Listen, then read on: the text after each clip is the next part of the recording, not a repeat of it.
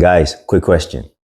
If the Bible is being changed, then Christianity is simply built on sand.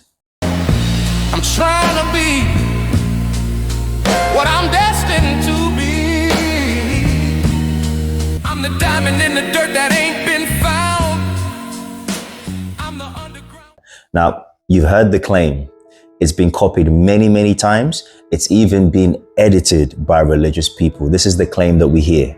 And on top of that, you've heard the claim. We simply cannot know what the Bible originally said. So let's test that claim, not with simple opinions, but with basic facts. So here's the simple point. If you trust any ancient history at all, you cannot dismiss the Bible just because it's old and it's been copied. Everything from the ancient world actually comes through copies. That is completely normal. So the real question is not, was it copied? The real question is, do we have enough copies and early enough copies to check what it originally actually said?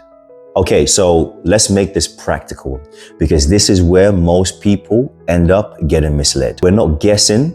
There are standard checks that apply to any ancient text that we read. Now, historians ask three basic questions.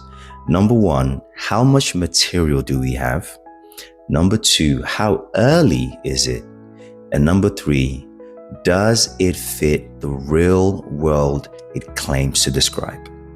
Now, on the New Testament, the manuscript count is not small.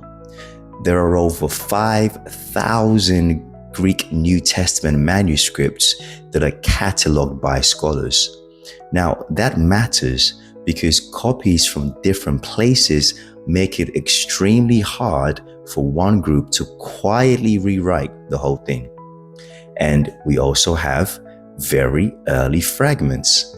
One famous example called P52 comes from the early 2nd century, and it contains lines from the Gospel of John.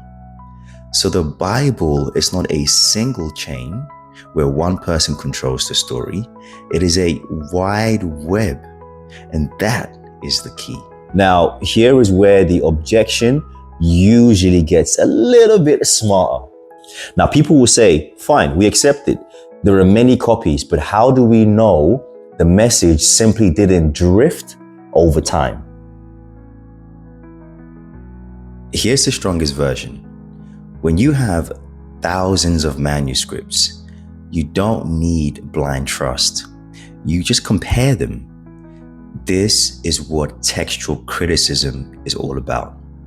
It's simply cross-checking copies to see what's changed, what did not change, and what the earliest wording most likely was.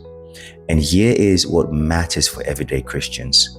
The debate is usually not about whether Jesus existed or whether he died or whether early Christians claimed resurrection. Those things show up everywhere across the manuscripts. The debate is usually about small wording differences. Copying by hand creates variances, of course, but variances are not the same as corruption. So when someone says to you, the Bible has been changed, the right response is simply this: changed where? Changed by who? Show me the manuscript evidence for your claim. Now, most people can't do that. They are simply repeating a slogan that they have heard. And that is why the real issue is not often evidence. The real issue is what the Bible demands of people. So here's the bottom line when it's all said and done. The Bible that we're holding today has massive manuscript footprint. And it gives you something that a lot of ancient texts simply don't give you.